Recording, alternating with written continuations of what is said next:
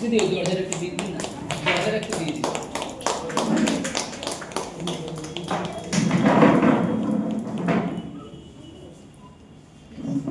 কবিতাকে আমরা একটু আমাদের মতন করে সম্বোধনা দিচ্ছি।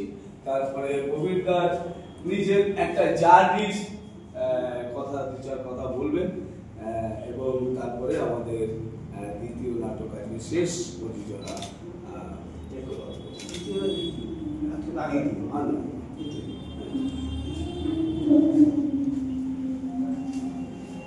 সবসময় আমি প্রভাব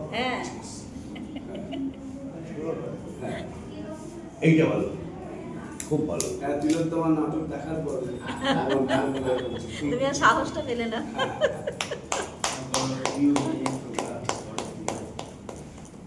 বাচ্চাবেলায় যখন এখনো কি বড় হয়েছে? আমার কাছে এখনো বড় হয়নি।